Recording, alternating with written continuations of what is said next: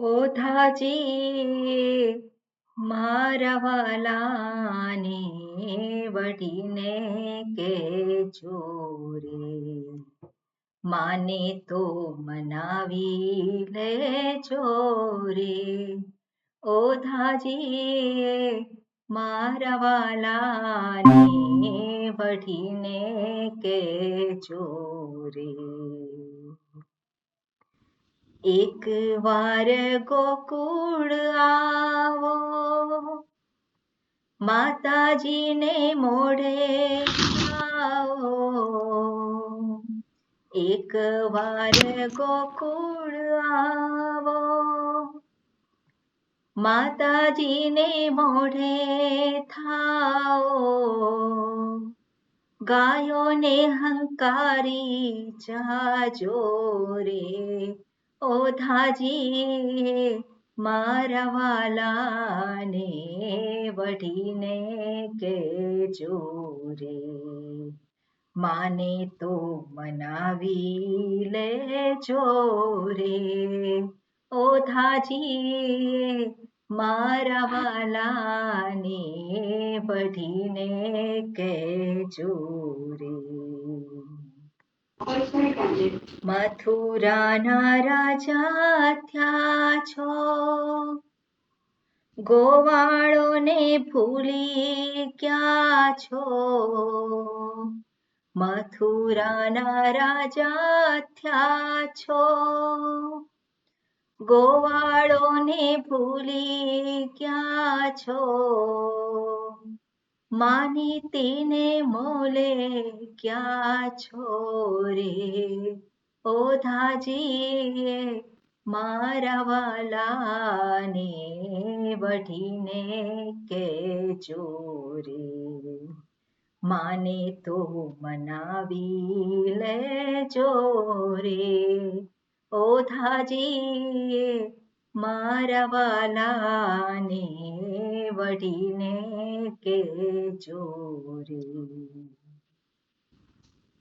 વાલાની મરજી મારે શું, માગશે તે લાવી દેશું.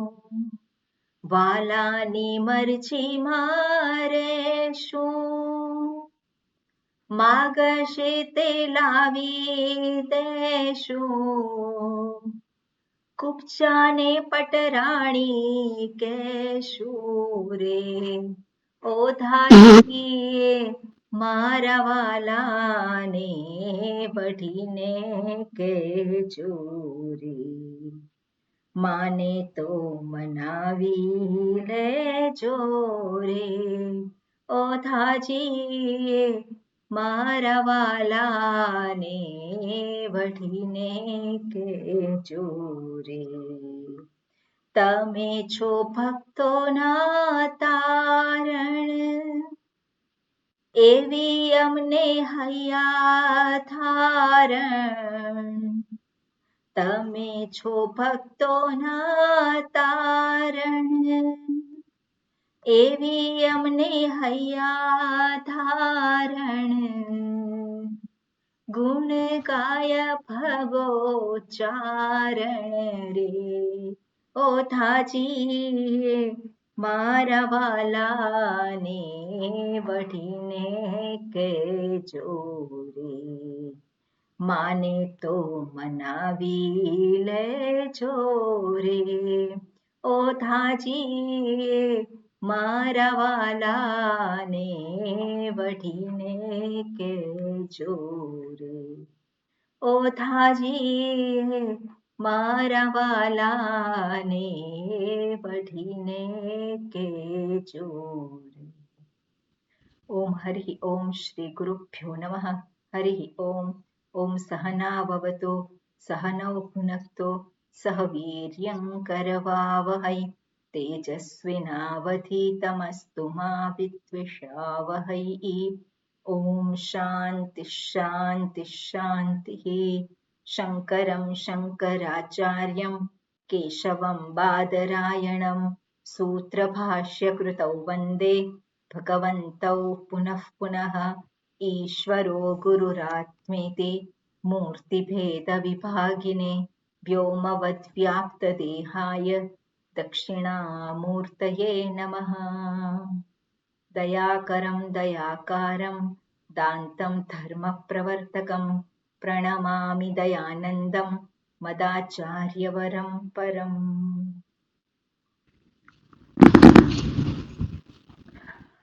ओके, हाँ मंगलाचरण, हाँ सरोजबेन। ओम नमो भगवते वैवस्वताय मृत्युवे ब्रह्म विद्याचार्याय नचिकेतसे च। લક્ષ્મી અમ્મા આપનું માઇક બંધ કરવાનું છે. ઓકે, હા આપણે મંત્ર જે છે છેલ્લો, હા ચંદ્રિકા આપણે જે જોઈ રહ્યા છીએ, છઠ્ઠો ને? હા. યઃ પૂર્વં તપસો જાતમ અભ્યઃ પૂર્વમજાયત ગુહાં પ્રવિશ્ય તિષ્ઠન્તમ યો ભૂતેભ્યો પશ્યત એતદ્વૈતત. ઓકે, આપણે જોઈ રહ્યા છે કે એકત્વ, એકત્વ શેની વચ્ચે? તો કે એકત્વ વ્યષ્ટિ અને સમષ્ટિની વચ્ચે. હવે એકત્વ વ્યષ્ટિ અને સમષ્ટિ વચ્ચેનું છે કે પછી આપણે સ્થાપિત કરવાનું છે? છે. વ્યષ્ટિ એ સમષ્ટિથી ક્યારેય જુદી નથી.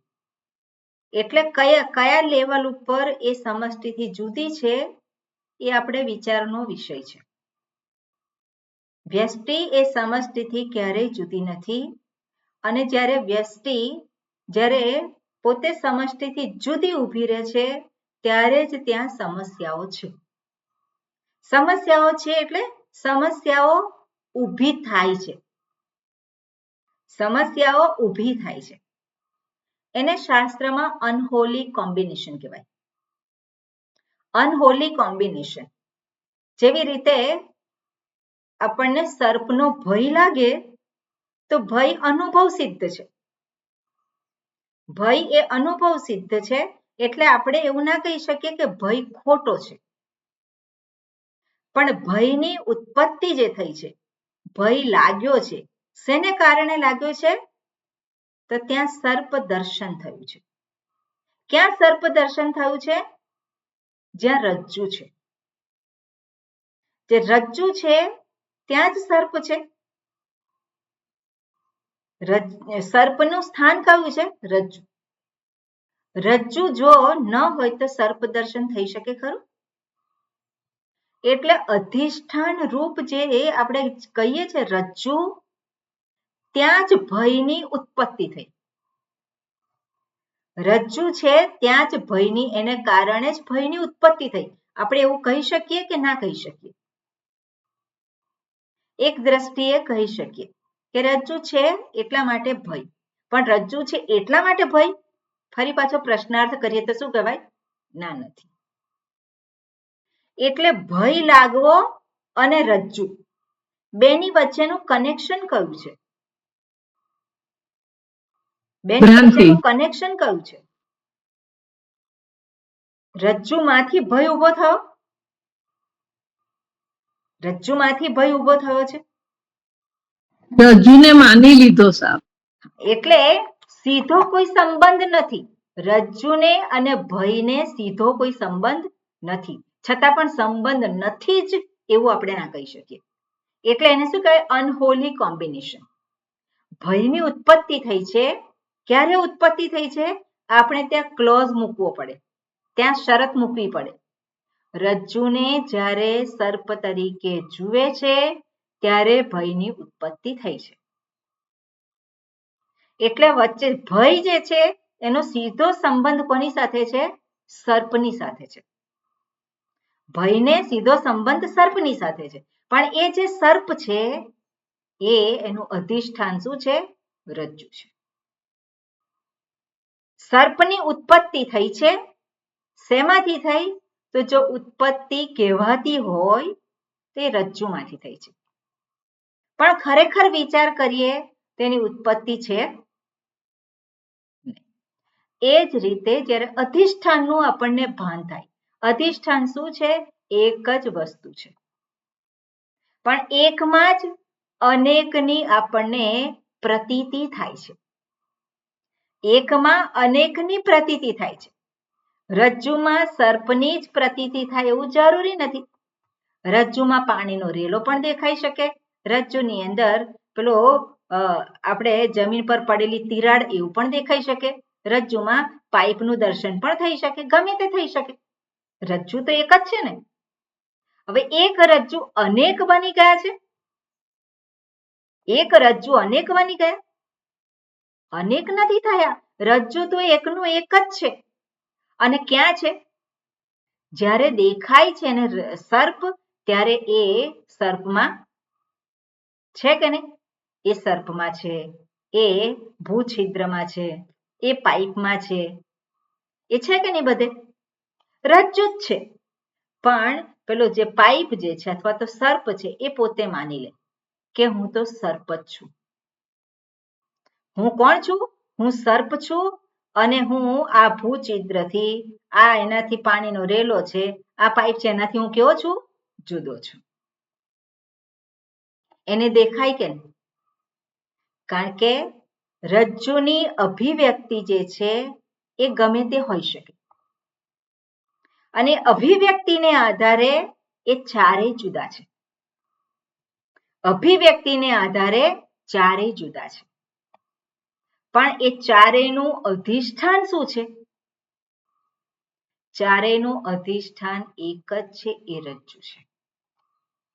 અને આ સિદ્ધાંતને આધારે જ આપણે સત્યને સમજવાનું. એક જે સત્ય છે પરમાત્મા અથવા તો આપણે સત્ય જેને કહીએ છીએ એક જ સત્ય છે, પણ એ જ સત્યની અભિવ્યક્તિ જે છે એ સમગ્ર સ્થૂળ પ્રપંચ રૂપે છે, સમગ્ર સૂક્ષ્મ પ્રપંચ રૂપે છે અને સમગ્ર સ્થૂળ સૂક્ષ્મ અને એનું કારણ આપણે કહી શકીએ.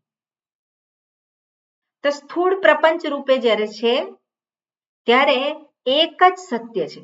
હવે એક સત્ય એને આપણે કહીએ પરમાત્મા. એક જ સત્ય છે, આપણે કહીએ છીએ પરમાત્મા. અને એ પરમાત્મા સમગ્ર સ્થૂળ પ્રપંચ રૂપે પ્રગટ થયા છે.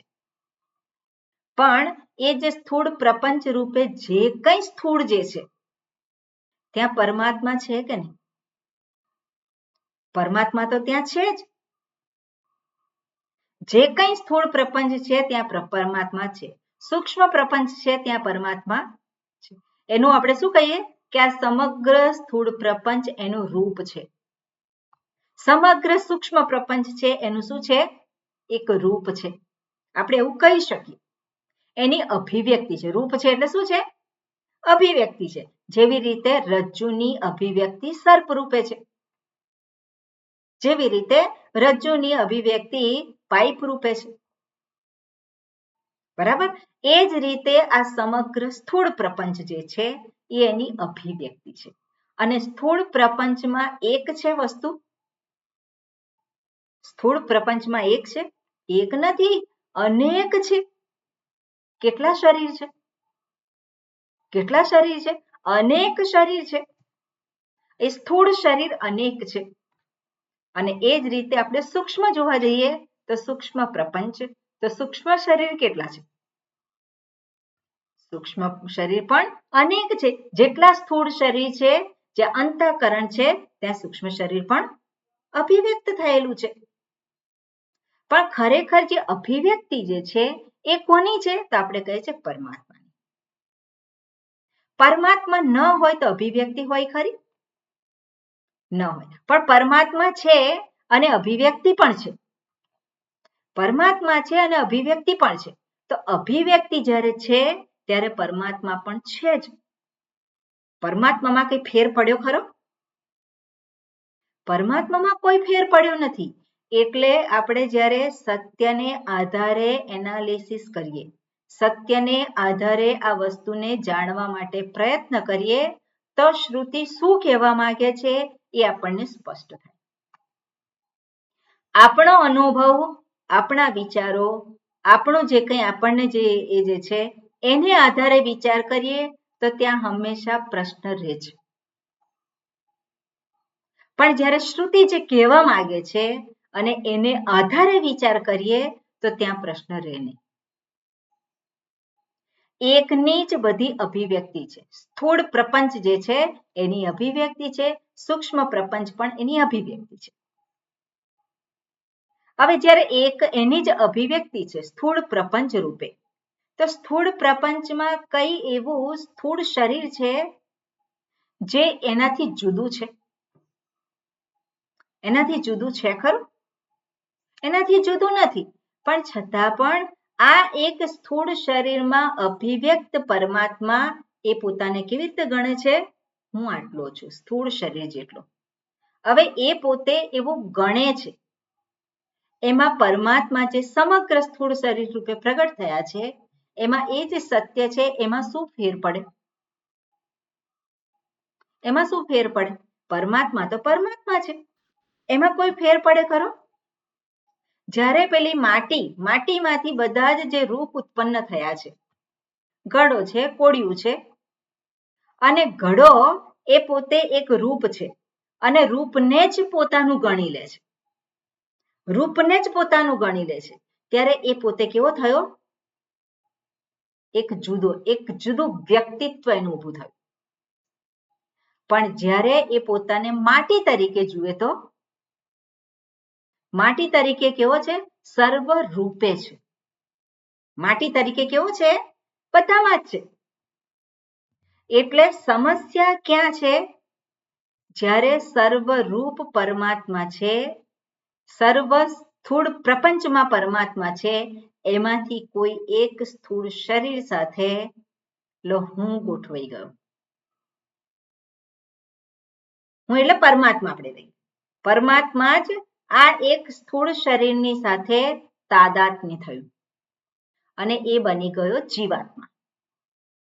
શું થયું? પરમાત્માએ જ એક સ્થૂળ શરીર સાથે તાદાત્મ્ય કર્યું અને પછી બની ગયો જીવાત્મા. સૂક્ષ્મ શરીર સાથે તાદાત્મ્ય કર્યું અને એ બની ગયો જીવાત્મા. એટલે હું આટલો. હવે એ જે હું આટલો જ્યારે કહે છે તો ત્યાં તકલીફ ક્યાં છે? સમસ્યા શેને કારણે છે? કારણ કે જ્યારે સ્થૂળ શરીર પેલો પરમાત્મા કે હું સ્થૂળ શરીરનો, તો સ્થૂળ શરીરના જે કંઈ ધર્મો છે કોના થઈ જાય? પરમાત્મા. સૂક્ષ્મ શરીર જે અંતર્ગત શું છે? ઇન્દ્રિય છે, પ્રાણ છે, મન છે, બુદ્ધિ છે, તો એના જે કંઈ ધર્મો છે કોના થઈ ગયા? પરમાત્મા. બરાબર ને? એક જ પરમાત્મા સર્વરૂપ છે. એ જ પરમાત્મા જ્યારે એક શરીરની સાથે તાદાત્મ્ય થઈ ગયું ત્યારે એને શાસ્ત્ર પછી એને દર્શાવે છે કે એને વિશ્વ કહેવાય, એને તૈજસ કહેવાય. પણ જ્યારે એને નામ આપે છે જાગ્રત જગતનો અનુભવ કરનારો, એવું જ્યારે એને નામ આપ્યું, જાગ્રત અવસ્થામાં અનુભવ કરનારો છે એને વિશ્વ કહ્યું. કોનું નામ છે? પરમાત્મા. કોનું નામ છે? પરમાત્મા. એ જ રીતે સમગ્ર સૂક્ષ્મ પ્રપંચનું જે છે, જે આપણે કહે છે ઇન્દ્રિય, મન, બુદ્ધિ, એનો અનુભવ કરનારો જે છે, જે કોણ છે? પરમાત્મા છે. પણ એને નામ મળ્યું શું છે? તૈજસ. તો એ જે આપણે કહીએ છીએ કે વિશ્વ કે તૈજસ, એ વિશ્વ કેમ ઊભો થયો? આ એક સ્થૂળ શરીરની સાથે તાદાત્મ્ય કર્યું અને સ્થૂળ શરીરના ધર્મો એને કોના ગણ્યા? પોતાના ગણ્યા. એ જ રીતે સૂક્ષ્મ શરીર સાથે તાદાત્મ્ય કર્યું અને એના જે કંઈ ધર્મો છે એ કોના થઈ ગયા? પોતાના થઈ ગયા, પરમાત્માના થઈ ગયા. અને એ રીતે જોવા જાય તો એ કેવો છે? આ એક સ્થૂળ શરીર બીજા સ્થૂળ શરીર કરતા જુદું છે. એને દેખાય કે નહીં જુદું?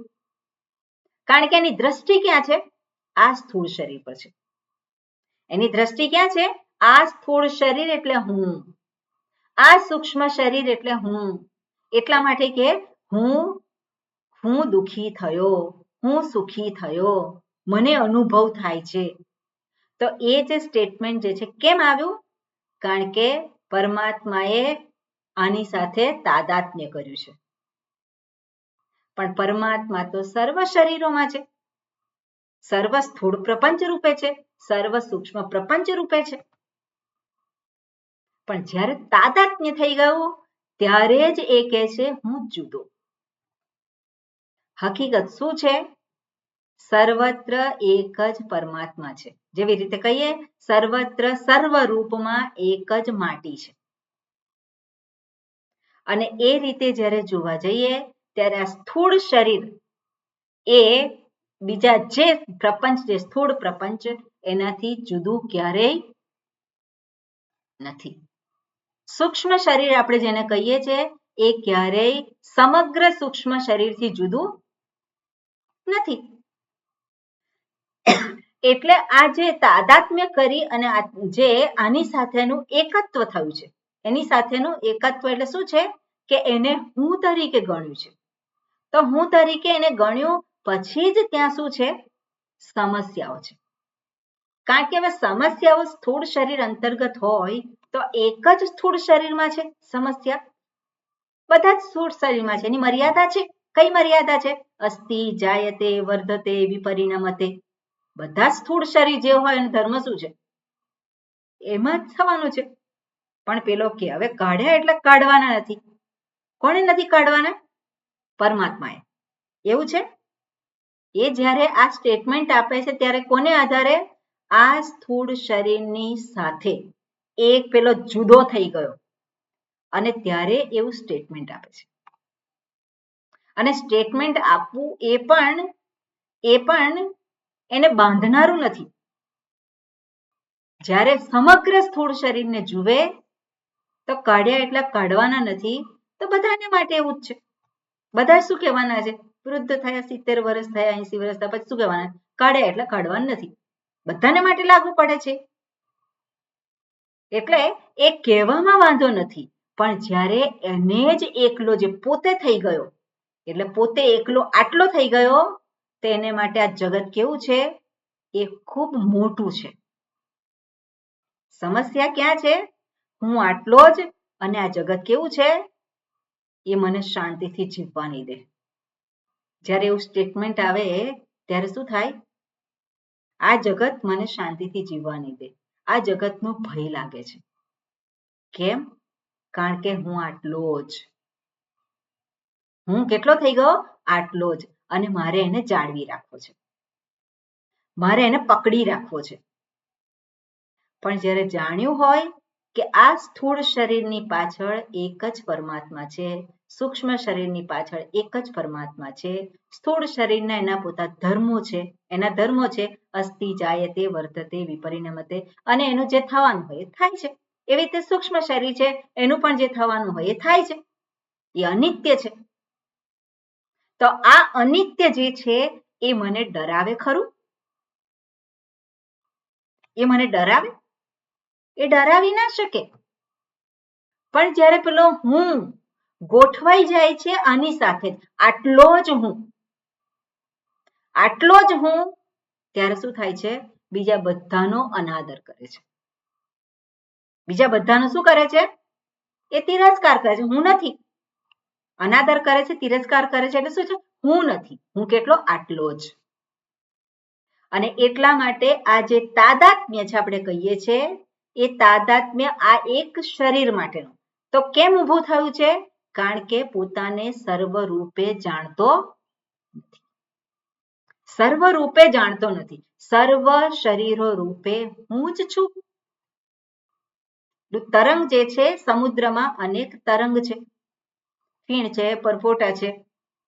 એટલું જ નહીં, પેલા મોજા ઉઠતા હોય અને પેલો સર્ફિંગ કરવા જાય ને પેલો આમ અંદર પેલું એ લઈને સર્ફિંગ કરવા જાય તો એ શું છે?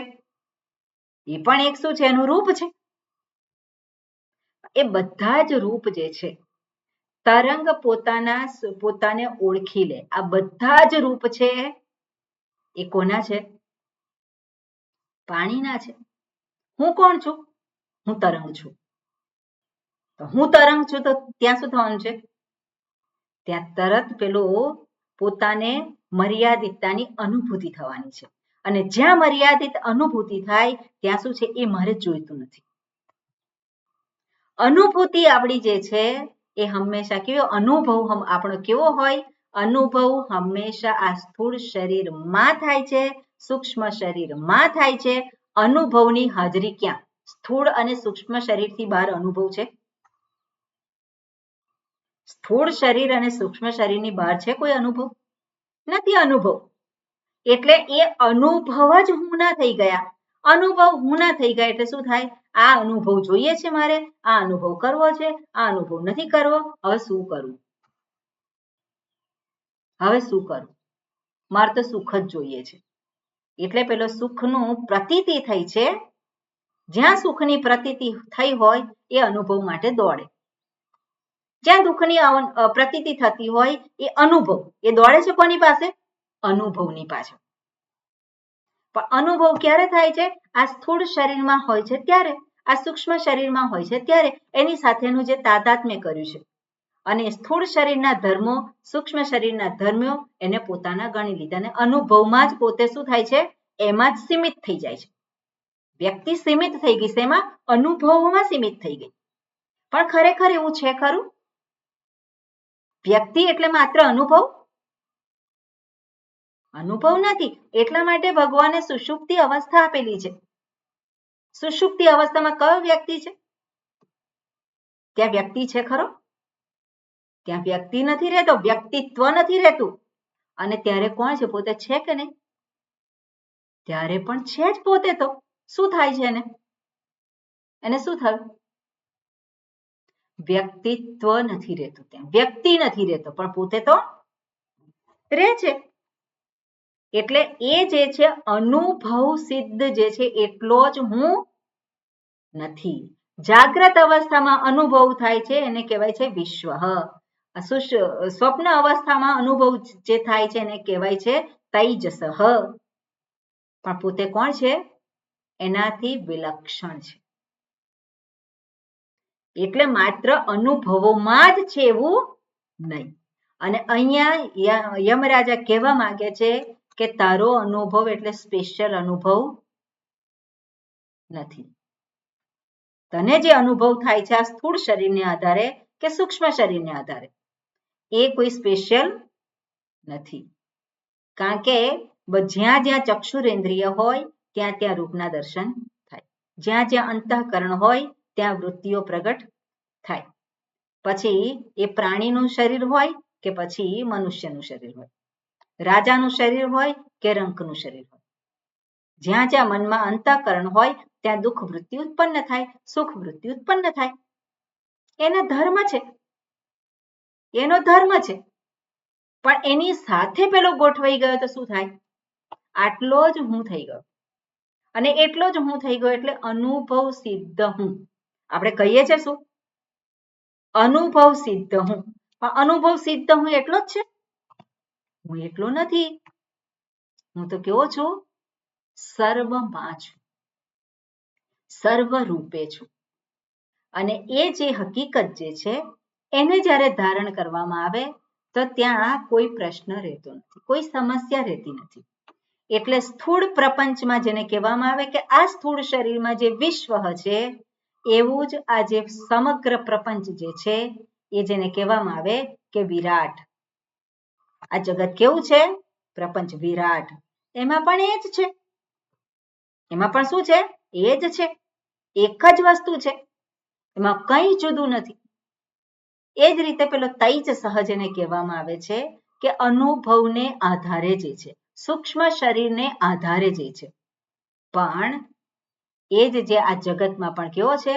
એ પણ છે ત્યાં પણ અનુભવ છે જ. જ્યાં જ્યાં અંતઃકરણ છે ત્યાં ત્યાં અનુભવ થવાનો છે. તો આ અંતઃકરણ અને બીજું અંતઃકરણ એમાં ફેર શું?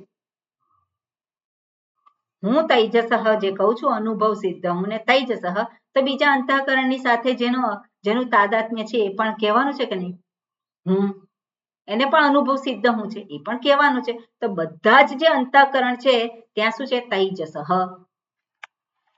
એ શું કહેવાનું છે? અનુભવ કરનારો. બધા જ કે નહીં? અનુભવ કરનારો. કેમ? કારણ કે અંતઃકરણ છે. અને અંતઃકરણની ઉપાધિ છે એટલે શું કહેવાનું છે? અનુભવ છે. તો જ્યાં જ્યાં અંતઃકરણ હોય ત્યાં અનુભવ થવાનો છે. પણ એટલે અનુભવ જે થાય છે જેનું એનું જે અધિષ્ઠાન છે, અધિષ્ઠાન શું છે? ચૈતન્ય સ્વરૂપ. કારણ કે જ્યાં ભાન થતું હોય, અનુભવ થતો હોય એ શેમાં થઈ શકે? જ્યાં ચેતનતા હોય ત્યાં. એટલે અનુભવને નથી પકડવાનો, પણ જે ચેતનતા જે છે એની તરફ દ્રષ્ટિ કરવાની છે. એટલે તૈજસઃ, જે આ સ્વપ્ન અવસ્થામાં બધું જ પ્રકાશિત કરે છે, બધા અનુભવોને પ્રકાશિત કરે છે. એ જે છે શું છે? તો આપણે જોઈએ કે સ્વપ્ન અવસ્થામાં હું જ કર્તા બની ગયો, હું જ ભોગતા બની ગયો, હું જ પ્રમાણ જે કરણ બની ગયો, બધું જ હું જ છું. સ્વપ્ન અવસ્થામાં કોણ છે? એ બધાને પ્રકાશિત કરે છે. કોણ છે? એ હું છું, એ તેજ સ્વરૂપ હું છું. અને એ જ્યારે જાગ્રત અવસ્થામાં આવે છે ત્યારે એ જાણે છે કે જે કંઈ મેં જોયું એ હું જ હતો. એટલે સ્વપ્ન અવસ્થા એને માટે વિષય બની જાય છે. સ્વપ્ન અવસ્થા એને માટે શું છે? જાગ્રતમાં એ વિષય બની જાય છે. કારણ કે હું જ અમારા મનનું જ બધું પ્રોજેક્શન હતું, હું જ હતો બધું. પણ એ જ રીતે જાગ્રત અવસ્થામાં પણ પેલો કહે છે હું જાણું છું, હું જાણું છું, આમ જાણ્યું, આનો અનુભવ કર્યો, આમ કર્યું, તે કર્યું અને જાણ્યું અને બધું જે કહે છે એ કોણ છે? જે તૈજસઃ તરીકે જે ઓળખાય છે. કોણ છે? એ ચૈતન્ય સ્વરૂપ છે. અને એ ચૈતન્ય સ્વરૂપ જ્યાં છે ત્યાં જ પેલો કહે છે પ્રમાતા છું, હું આને જાણું છું, હું આને નથી જાણતો, હું જાણું છું, જાણું છું, જાણું છું. અત્યારે આ શબ્દો સંભળાય છે? હા, સંભળાય છે. દેખાય છે તમને? હા, દેખાય છે. સમજાય છે તમને? હા, સમજાય છે. તો એ જે છે એ શેને કારણે છે? એ ચૈતન્ય. એ ચૈતન્ય સ્વરૂપને કારણે આ પેલો પ્રમાતા તરીકે ઉત્પન્ન થાય છે. ચૈતન્ય સ્વરૂપ એ પ્રમાતા બની જાય છે. એ જ પ્રમાતા બને છે, એ જ કર્તા બને છે, એ જ ભોગતા બને છે. તો આ જે બધું જેના રોલ છે એ રોલને બાજુ પર રાખે તે પોતે કોણ છે? ચેતન સ્વરૂપ છે. અને એ વસ્તુ જે છે અહીંયા એ કહેવા માંગે છે આપણને વ્યષ્ટિ સમષ્ટિને આધારે. એટલે સમષ્ટિમાં જે કાંઈ છે એ જ વ્યષ્ટિમાં છે, વ્યષ્ટિમાં જે કાંઈ છે એ જ સમષ્ટિમાં છે. કોનો તિરસ્કાર કરવાનો અને કોને વળગવાનો? કોનો તિરસ્કાર, કોને વળગવાનો? કોણ સારું, કોણ સાચું, કોણ ઉત્કૃષ્ટ, કોણ નિકૃષ્ટ? ઉપાધિને આધારે શું છે બધું? ઉપાધિ છે, એના ધર્મ છે. એટલે આપણે પેલા અંતઃકરણને આપણે જ્યારે જોવા જઈએ તો અંતઃકરણ જે અધિકારીત્વની વાત કરે છે શાસ્ત્ર, અધિકારીત્વ કેટલું? સંપૂર્ણ 100%? 100% શુદ્ધ એવું મન હોઈ શકે નહીં. 100% એવી એકાગ્રતા હોઈ શકે નહીં. 100% એકાગ્રતા અને 100% શુદ્ધ એ સુષુપ્તિ અવસ્થામાં હોય, કારણ કે સ્વરૂપમાં છે. પણ જ્યારે જાગ્રત છે ત્યારે એ 100% ના હોય, પણ જરૂરી પણ નથી. સ્વરૂપને ઓળખવા માટે 100% જરૂરી નથી. સ્વરૂપને ઓળખવા માટે સાપેક્ષ રીતે મન જે છે એક એકાગ્ર હોવું જોઈએ, એને નિર્મળતા હોવી જોઈએ અને એને માટે આપણે પ્રયત્ન કરવાનો.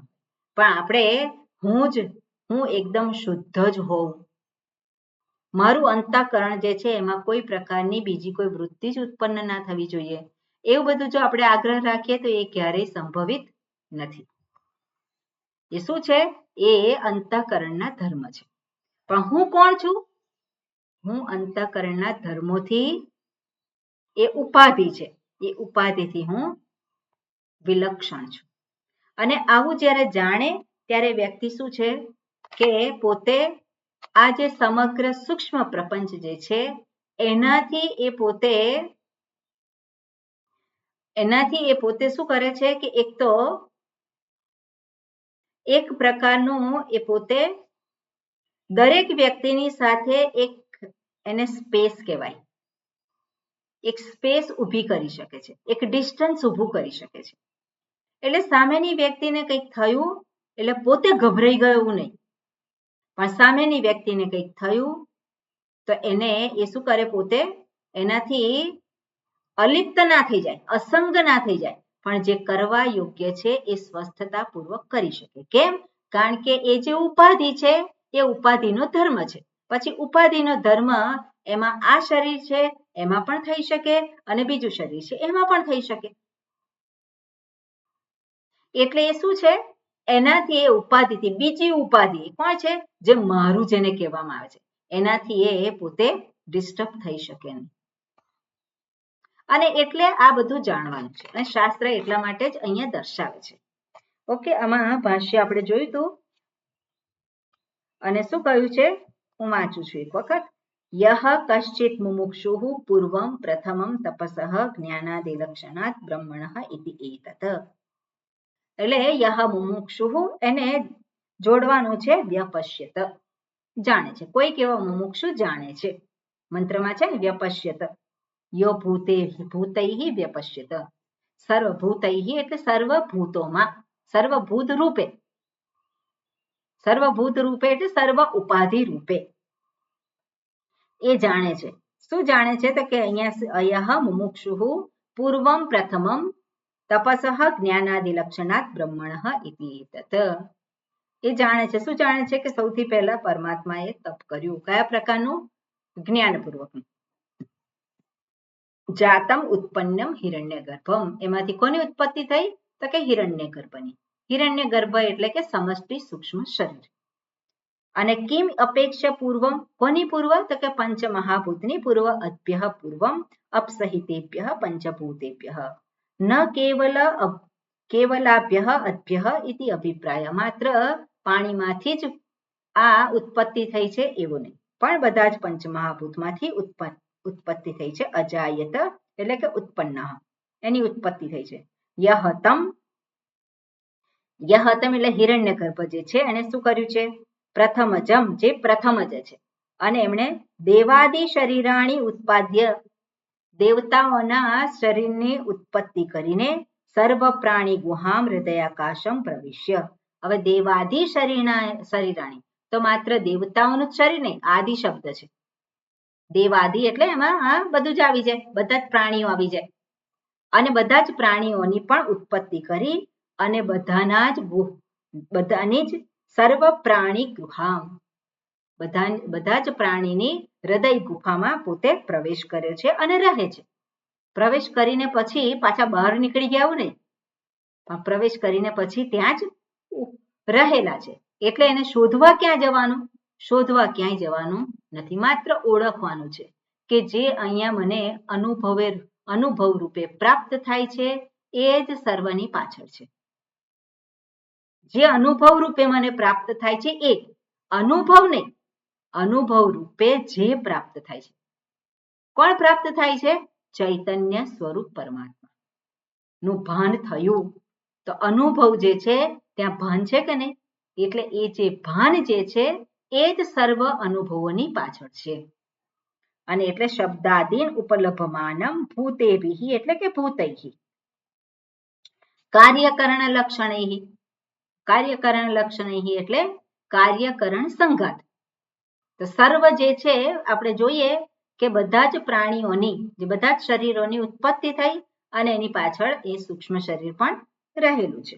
એટલે કાર્યકરણ સંઘાત કરણ લક્ષણૈઃ સહતિષ્ઠંતમ, સહતિષ્ઠંતમ એટલે એ જ હિરણ્યગર્ભ ક્યાં રહેલા છે? એની સાથે જ રહેલા છે, સહતિષ્ઠંતમ. અને આવું જે જાણે છે, યહ વ્યપશ્યતઃ એટલે યહ પશ્યતિ, આવું જે આ હકીકતને જે જાણે છે, યહ એવમ પશ્યતિ, આ પ્રકારે જાણે છે, અર્થાત સૂક્ષ્મ શરીર રૂપે, સૂક્ષ્મ પ્રપંચ રૂપે એક જ પરમાત્મા અર્થાત હિરણ્યગર્ભ, જેને કહેવામાં આવે છે સમષ્ટિ સૂક્ષ્મ શરીર રૂપ હિરણ્યગર્ભ. અને એ હિરણ્યગર્ભ રૂપે પરમાત્મા જ સર્વ શરીરોમાં એના અંતઃકરણમાં ઉપલબ્ધ છે. એટલે હિરણ્ય ગર્ભએ પ્રવેશ કર્યો અર્થાત શું છે? હિરણ્ય ગર્ભ, પરમાત્માએ હિરણ્ય ગર્ભની ઉત્પત્તિ કરી, પણ પરમાત્મા પછી જતા રહ્યા? પરમાત્મા નથી જતા રહ્યા. પરમાત્મા હિરણ્ય ગર્ભ રૂપે છે અને હિરણ્ય ગર્ભ જે સમષ્ટિ સૂક્ષ્મ પ્રપંચ છે એ વ્યષ્ટિ સૂક્ષ્મ પ્રપંચમાં પણ વ્યષ્ટિ સૂક્ષ્મ શરીર રૂપે પણ એ છે જ. એટલે પરમાત્મા પણ ત્યાં છે જ. પરમાત્મા ત્યાં રહેલા જ છે. એટલે યહ એવં પશ્યતિ સહ એતદ એવ પશ્યતિ. સહ એતદ એવ. હવે એતદ એટલે શું છે? એ આત્માને જ જુએ છે. હિરણ્ય ગર્ભ જે છે જે સમષ્ટિ સૂક્ષ્મ પ્રપંચ અને આ વ્યષ્ટિ સૂક્ષ્મ પ્રપંચ એ જે છે એ વ્યષ્ટિ સૂક્ષ્મ પ્રપંચ જેને આપણે શું કહીએ? આત્મા. અને સમષ્ટિ સૂક્ષ્મ પ્રપંચ જે છે એને આપણે શું કહીએ? પરમાત્મા. તો પરમાત્મા જ આ વ્યષ્ટિ રૂપે પણ છે જ અને જેને આપણે આત્મા તરીકે, હું તરીકે જાણીએ છીએ. હવે એ હું પરમાત્મા છે કે નહીં? એટલે અહીંયા એકત્વ સ્થાપિત કરે છે કે એ જે પરમાત્મા સમષ્ટિ સૂક્ષ્મ પ્રપંચ રૂપે પ્રગટ થયા છે અને એ જ આ સ્થૂળ રૂપે પણ પ્રગટ થયેલા છે.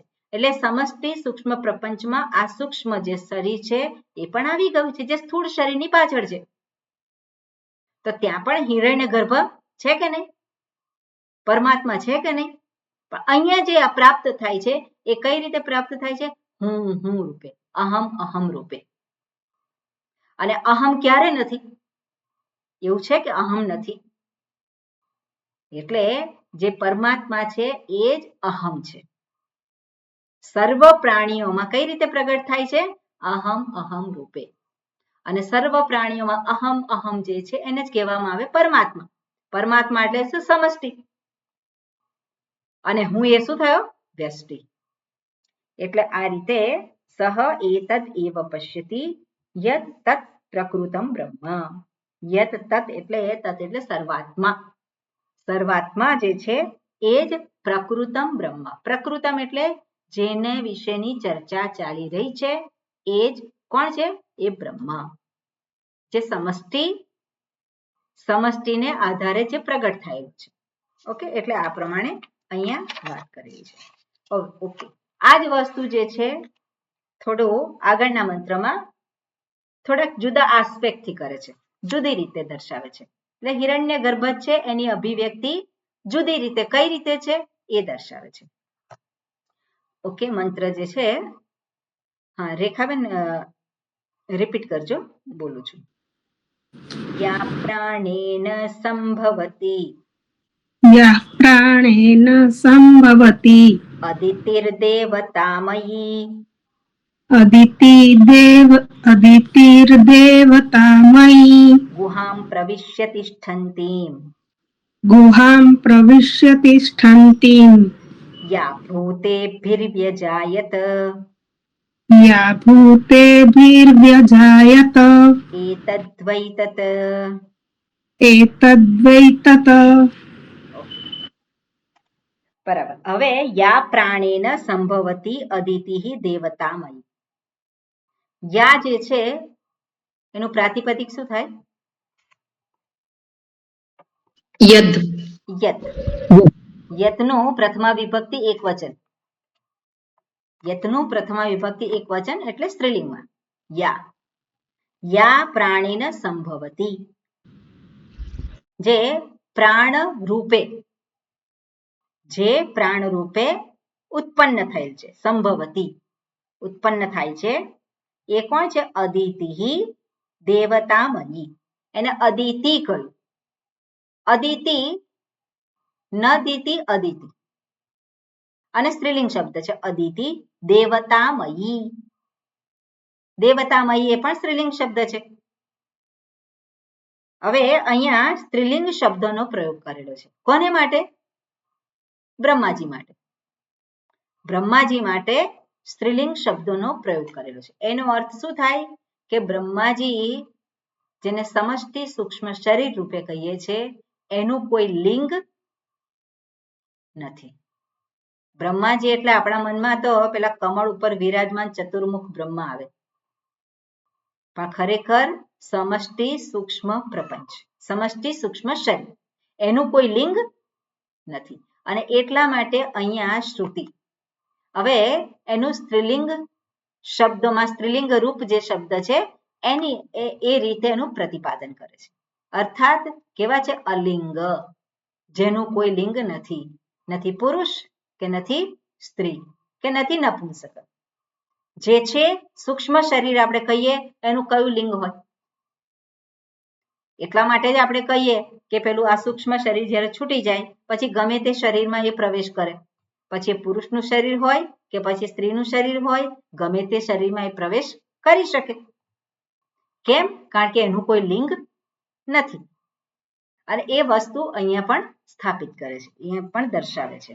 એટલે કે છે યા પ્રાણેન સંભવતી, જે પ્રાણેન પ્રાણ રૂપે, જુદા જુદા પ્રાણ રૂપે જે પ્રગટ થયેલા છે. એટલે અહીંયા પ્રાણ શક્તિ જે છે એનો અહીંયા નિર્દેશ કર્યો છે. જે આપણે કહીએ છીએ પ્રાણ શક્તિ, ઈચ્છા શક્તિ, ક્રિયા શક્તિ, તે જે આસ્પેક્ટ છે શેના છે? સૂક્ષ્મ શરીરના. સૂક્ષ્મ શરીર અંતર્ગત જ આવે પ્રાણ શક્તિ. જે આપણે કહે છે પંચ સૂક્ષ્મ શરીર શેનું બનેલું છે?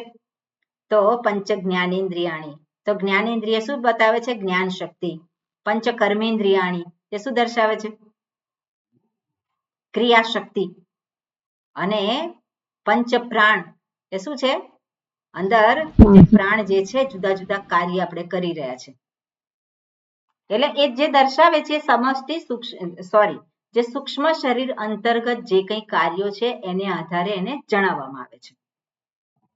અને આપણે જોઈએ ઈચ્છા શક્તિ પણ એમાં આવી જાય. એટલે યા પ્રાણેન સંભવતી, જે પ્રાણ રૂપે, અનેક પ્રાણ રૂપે જે ઉત્પન્ન થયેલ છે. અદિતિ દેવતામયી. હવે અદિતિ જે શબ્દ જે છે એનો અર્થ થાય અદિતિ. તે શબ્દ જે બન્યો છે અતિ ઇતિ અદિતિ. અતિ ઇતિ અદિતિ. એમાં અદ એ છે અને ઇતિ જ પ્રત્યય લાગેલો છે, ઉણાદી પ્રત્યય હોવો જોઈએ. અદ ધાતુ અને ઇતિ જ, અને એને આધારે અદિતિ શબ્દ બન્યો. અને એનો અર્થ શું થાય? અતિ ઇતિ અદિતિ, જે ભોગવે છે. હવે આગળના મંત્રમાં પણ એ જ આવ્યું, યહ ઇમમ મધ્વદમ વેદ, મધુમ અતિ ઇતિ મધ્વદમ. ત્યાં પણ અદ ધાતુ હતી, અહીંયા પણ અદ ધાતુ જ છે. એટલે અદિતિ એટલે શું છે? જે અનુભવ કરનારો છે તે. ત્યાં પણ એ જ અર્થ આપણે લીધો, જે ભોગવે છે, જે ભોગતા છે. અહીંયા પણ શું છે? અતિ ઇતિ અદિતિ. અને સાથે સાથે એને કહેવામાં આવે દેવતામયી. દેવતામયી એટલે દેવતા, બધા જ દેવતાઓ સમાયેલા છે. દેવતાઓ રૂપ છે. દેવતાઓ એ કોન્સેપ્ટ આપણે જોયેલો છે. દેવતા એટલે કોણ કહેવાય? સમષ્ટિ. સમષ્ટિ એને દેવતા એવું નામ આપેલું છે. એટલે દેવતામયી જ્યારે કહેવામાં આવે છે એટલે કે હિરણ્ય ગર્ભ શું છે? સર્વ દેવતાઓ રૂપે છે, સમષ્ટિ રૂપે છે. એટલે કઈ રીતે લેવાનું? સમષ્ટિ રૂપે છે. પણ સમષ્ટિ રૂપે આપણે જ્યારે જોઈએ, આપણે એને ઉદાહરણથી સમજીએ તો જેવી રીતે આપણા દેશમાં વડાપ્રધાન છે, મુખ્ય કોણ છે? વડાપ્રધાન છે. અને પછી કેબિનેટ હોય. હવે કેબિનેટમાં બધા એને દેવતાઓ કહી શકાય? એટલે પરમાત્મા, વડાપ્રધાન કોણ છે? પરમાત્મા. અને બધા મિનિસ્ટરો છે કોણ છે? દેવતાઓ છે. અને એ શું કરે છે? બધા એને જે કંઈ આપેલું છે કામ, એ બધું કામ જુએ છે. એટલે એ જ રીતે અહીંયા પણ શું છે? સમષ્ટિને સમષ્ટિ રૂપ જે દેવતાઓ છે એ જ્યાં જ્યાં આપણે કહીએ ચક્ષુરેન્દ્રિય છે, તો ચક્ષુરેન્દ્રિયને જોવાનું સામર્થ્ય પ્રદાન કરે છે. શ્રોત્રેન્દ્રિયને શબ્દ ગ્રહણ કરવાનું સામર્થ્ય પ્રદાન કરે છે. એનું કાર્ય છે. અને એ કાર્યને આધારે એને દેવતા એવું નામ આપવામાં આવ્યું. મનસઃ દેવતા ચંદ્રમા. તત્વબોધમાં આવેલું હતું. મનના દેવતા કોણ છે? ચંદ્રમા છે. અને એટલા માટે જ આપણે જોઈએ કે ચંદ્ર જ્યારે પૂર્ણિમા હોય ત્યારે શું થાય? મનની ઉપર અસર થાય. આપણે જોયું છે ને સમુદ્રમાં પણ શું થાય છે એમાં પણ એને પણ અસર થાય છે એટલે આપણે જોઈએ કે આ જે વ્યષ્ટિ અને સમષ્ટિ બંને કેવા છે એકબીજાની સાથે જોડાયેલા છે જુદા નથી એ વસ્તુ અહીંયા કહેવા માંગે છે એટલે આપણે જોઈએ કે સમષ્ટિ એટલે શું છે દેવતામયી એટલે હિરણ્ય ગર્ભ જ દેવતાઓ રૂપે પ્રગટ થયેલ છે દેવતાઓ રૂપે છે સમષ્ટિ રૂપે છે ગુહામ પ્રવિશ્ય તિષ્ઠન્તિ આગળના મંત્રમાં પણ એ જ કહ્યું હતું એ ગુફામાં હૃદયરૂપી ગુફામાં પ્રવેશ કરીને રહેલા છે યા ભૂતેભિ વ્યજાયત જે શું છે બધા જ ભૂતેભિ એટલે અનેક રૂપે અનેક સૂક્ષ્મ શરીર રૂપે વ્યજાયત અનેક સૂક્ષ્મ શરીર રૂપે પ્રગટ થયેલા છે ઉત્પન્ન થયેલા છે બરોબર એતદ વૈ તત અર્થાત જે કંઈ સમષ્ટિમાં છે એ જ આ વ્યષ્ટિ એમાં પણ એ જ છે એમાં કાંઈ જુદું નથી એનું કોઈ વિશેષ મહત્વ કોઈનું કોઈ વિશેષ મહત્વ નથી એટલે સમષ્ટિ અને વ્યષ્ટિ મને લાગે કે મારું કંઈક મહત્વ છે આઈ એમ સમથિંગ પેલા પૂજ્ય સ્વામીજી કહેતા હોય કે પેલા વેદાંતમાં આવે ત્યારે એને થાય આઈ એમ સમથિંગ પણ વેદાંતનું શ્રવણ કરે અને પછી એવું થાય આઈ એમ નથિંગ એ હવા કાઢી નાખે આઈ એમ નથિંગ પણ એ જેમ જેમ શ્રવણ કરતો જાય તેમ તેમ એને વસ્તુ સમજાય આઈ એમ એવરીથિંગ હું જ સર્વ રૂપે છું હવે એ અહંકાર છે એને અભિમાન કહેવાય શું કહેવાય એ સત્ય છે એને અભિમાન ના કહેવાય એટલે આઈ એમ સમથિંગ તો ત્યાં શું છે શરીરની સાથે ઇન્દ્રિયોની સાથે કે બુદ્ધિના ધર્મ મનની ધર્મની સાથે ત્યાં તાદાત્મ્ય કરવું છે અને પછી કે છે અને જ્યારે નથિંગ કે છે ત્યારે પણ શું છે ત્યારે પણ એ જ વસ્તુ છે મારામાં નથી આ નથી અને પોતે ડિપ્રેસ થઈ જાય નથી નથી નથી એટલે શું થાય ડિપ્રેસ થઈ જાય હું તો કાંઈ નથી એવું એ નથી જે સમષ્ટિમાં છે એ જ આ ઉપાધિ છે ત્યાં છે જ એવું નથી કે આમાં કંઈ સ્પેશિયલ છે હું એટલે પેલો સ્પેશિયલ નથી કોઈ દરેક વ્યક્તિને શું થાય હું કંઈક વિશિષ્ટ અને એ વિશિષ્ટતા પ્રગટ કરવા માટે આપણે જોઈએ તો દરેક વ્યક્તિ જે આની સાથેનું જોડાણ થયું પછી પોતાને વિશિષ્ટ દર્શાવવા માટે એની વેશભૂષાને આધારે હું કંઈક વિશિષ્ટ છું એવું બતાવે એનું પોતાનું જે આ કંઈક લક્ષણ હોય જેને કંઈક આવડતું હોય તેને શું થાય હું આને આધારે ડોક્ટર હોય હું ડોક્ટર મારા જેવો કોઈ નહીં તો એને આધારે પોતે કંઈક વિશિષ્ટ બનવા માટે પ્રયત્ન કરે છે પણ એ કેટલો વિશિષ્ટ બને એ કુવામાંના દેડકા જેવું એનું પેલું ક્ષેત્ર છે એમાં વિશિષ્ટ બને પણ બીજા ક્ષેત્રો કેટલા છે બીજા અનેક ક્ષેત્રો છે એમાં વિશિષ્ટ બની શકે ના બની શકે એટલે જે વિશેષતાઓ જે ઉપાધિની છે એને આધારે એ સર્વ ના બની શકે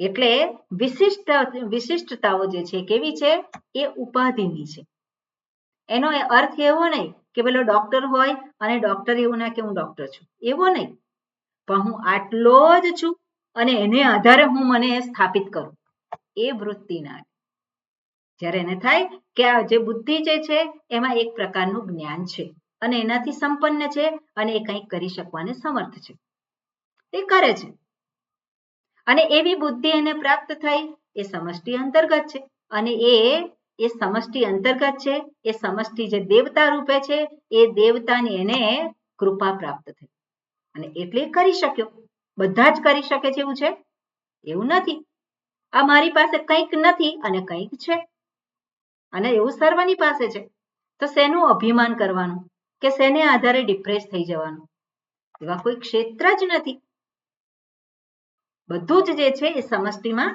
છે જ અને એટલા માટે અહીંયા કહે છે યહ ભૂતેભિ એતદ વૈ તત એટલે એ જ હું છું આ પ્રમાણે કહે છે બરોબર અને યા ભૂતેભિઃ અવ્યજાયત, અને આવું જે જાણે છે, આગળના મંત્રમાં હતું યહ પશ્યતિ, જે આ જાણે છે એકત્વ. કયું એકત્વ? સમષ્ટિ અને વ્યષ્ટિનું એકત્વ. આવું જે જાણે છે એ કોણ છે? તો કે એ વ્યપશ્યતિ, એ એકત્વને જાણે છે. આવું જે જાણે છે સમષ્ટિમાં અને વ્યષ્ટિમાં એક જ તત્વ રહેલું છે, એ જ એક તત્વને જાણે છે, બીજો નથી જાણતો. એટલે આ રીતે એ દ્વૈ તત્વ જે છે એનું અહીંયા સ્થાપિત કર્યું છે. બરોબર. બીજું આપણે આમાં જોઈ શકીએ કે જેને હિરણ્યગર્ભ છે એને સૂત્રાત્મા પણ કહેવાય. સૂત્રાત્મા કેમ કહેવાય? સૂત્રવત અનુસ્યુતત્વાત સૂત્રાત્મા. સૂત્ર રૂપે, જેવી રીતે મણકા જે છે એક પેલા દોરામાં પરોવાયેલા હોય, મણકા જેવી રીતે એક દોરામાં પરોવાયેલા હોય, અથવા તો ફૂલ, આપણે જે ફૂલની માળા આપણે કહીએ છીએ, તો માળા કેમ કહેવાય? બધાને એ બધાની પાછળ એક દોરો રહેલો છે. એવી જ રીતે સમષ્ટિ આજે આપણે જે કહીએ છીએ, અને એ સમષ્ટિમાં વ્યષ્ટિ જે છે, અને વ્યષ્ટિ એને કઈ રીતે ઓળખે છે? પેલો હું રૂપે. બધા જ શરીરો છે પ્રાણીના શરીર, ત્યાં અંતઃકરણ પણ છે, ત્યાં સૂક્ષ્મ શરીર છે, પણ એ દરેક સૂક્ષ્મ શરીર છે ત્યાં સૂત્રાત્મા રૂપે હિરણ્યગર્ભ છે. એટલા માટે હિરણ્યગર્ભને સૂત્રાત્મા કહેવાય. એટલે એક સૂક્ષ્મ શરીર એ બીજા સૂક્ષ્મ શરીરથી જુદું દેખાય છે, પણ ખરેખર છે નહીં, કારણ કે એમાં એ જ તત્વ, એ જ હિરણ્યગર્ભ જે છે, એ જ પંચમહાભૂત છે, એ જ પ્રગટ થયા છે. કોમ્બિનેશન, અને એમાં જ કોમ્બિનેશન પરમ્યુટેશન, એનાથી આ બધા જ જે સૂક્ષ્મ શરીર, સ્થૂળ શરીર અભિવ્યક્ત થાય છે. એમાં અભિવ્યક્તિ જુદી જુદી છે, પણ ખરેખર એની પાછળ જે છે એ એક જ છે. એટલે એતદ વૈ તત દ્વારા આપણને એકત્વ દર્શાવવા માંગે છે. એટલે હું એકલો કે એકલી છું કે નથી? એકલો કે એકલી ક્યારેય નથી. અને ત્યારે કોનો ભય લાગે? કોને વળગવાનું? કોનો તિરસ્કાર કરવાનો? એટલે આપણી જે સમસ્યાઓ છે, તો આપણી ઘણી બધી સમસ્યાઓ સમાપ્ત થઈ જાય જ્યારે આ જે સમજદારી છે આપણે સાથે રાખીએ. આ સમજદારી જો સાથે હોય, અને આ સમજદારી છે, આપણે માનવાની વસ્તુ નથી, આ જે છે એ જ શ્રુતિ દર્શાવે છે, અને આ સમજદારી જો સાથે હોય તો આપણી જે પેલું એકને કારણે, એકને વળગી રહીએ, અને એને કારણે જે સમસ્યાઓ ઊભી થાય છે એ સમસ્યાઓમાંથી આપણે મુક્ત થઈ જઈએ. અને મન ત્યાં કેવું રહે? મન શાંત રહે, મન પ્રસન્ન રહે. તે બીજાની તકલીફ હોય તે તકલીફને પણ જોઈ શકે, બીજાનું સુખ હોય તે સુખને પણ જોઈ શકે. અને એમાં કોઈકને તકલીફ હોય, જે કરવા યોગ્ય હોય એ કરે, પણ એનાથી હું દુઃખી થઈ જાઉં એવું થાય નહીં, એનાથી હું સુખી થઈ જાઉં ના થાય. પેલું કહેતા હોય, પુત્રે પુષ્ટે અહમ પુષ્ટ, પુત્રે નષ્ટે અહમ નષ્ટ, તે એવું એને થાય નહીં. અને આ જ વિદ્યાનું ફળ છે. વિદ્યા આપણે ગ્રહણ કરીએ તો એનું ફળ તો કંઈક હોવું જોઈએ ને. શું ફળ છે? આ જ ફળ છે. આપણી સમસ્યાઓમાંથી આપણને મુક્તિ મળે. કેવી રીતે? બિહામણું સ્વપ્ન જોયું અને એમાંથી પેલો જાગી ગયો, તો ત્યાં શું છે? એકદમ હાશ, આ તો સાચું નથી. બરોબર ને? પેલો આ ચોર આયા અને લૂંટી ગયા બધું, અને જે પ્રતીતિ થઈ અને પેલો જાગ્યો, તો શું થયું? આ બધું બંધ છે. તો એ જે છે એવી પ્રતીતિ કંઈક થાય, અને એ જ વસ્તુ આપણને શાસ્ત્ર દર્શાવવા માંગે છે. ઓકે, વિશેષ આપણે આવતી વખતે જોઈશું. ઓમ પૂર્ણમદઃ પૂર્ણમિદં પૂર્ણાત પૂર્ણમુદચ્યતે પૂર્ણસ્ય પૂર્ણમાદાય પૂર્ણમેવાવશિષ્યતે. ઓમ શાંતિ શાંતિ શાંતિ. હરિ ઓમ શ્રી ગુરુભ્યો નમઃ. હરિ ઓમ. હવે આવતી વખતે પણ આ જ ચાલુ રાખીએ કઠોપનિષદ. હા એ પૂરું થઈ હા જાય હા હમ એટલે આ હા એટલે આ પૂરું થઈ જાય પછી આપણે પેલું વિવેક ચૂડામણી ચાલુ. હા સરસ સરસ બરાબર, બહુ આમાં જ 2 સરસ. બંડી છે, એમાં આટલા મંત્રો તો થયા છે. પછી કયું લેવાના છે કહી દેજો, હું પછી બુક લઈ ના જાઉં. ના અચ્છા, પછી ભગવદ ગીતા લેવું છે કે વિચાર સાગર લેવું છે? મને તો ભગવદ ગીતા ગમે છે, પણ તમારી વિચાર સાગર ને એ તો પણ ભગવદ ગીતા લઈશું. ભગવદ ગીતા થોડું વધારે કનેક્ટિંગ હોય આપણે જીવન સાથે, હા હા ભગવદ ગીતા લઈ લેશું. એટલે ભગવદ ગીતા બરોબર બધાની છે. સાથેની પુસ્તક રાખવાની. એ તો છે. બરાબર, બધાની સાથે છે જ, આમ તો સંસ્કૃતનું એ બધા તો હું લઈ લઈને જ ફરું છું, અહીંયા લઉં છું ત્યાં લઉં તો છું. ભાષ્ય સાથેની છે જ બધું. છે બધા ગોરખની વાળી ત્યાંના ભાષ્ય સાથે ગીતામૃતની છે. બુક છે જ બધાની પાસે, એટલે ભગવદ ગીતા લઈશું આપણે. જરૂર. હા ઓકે અને પછી બપોરના ક્લાસ મને લાગે છે કે આપણે બપોરના ક્લાસ બંધ રાખીશું.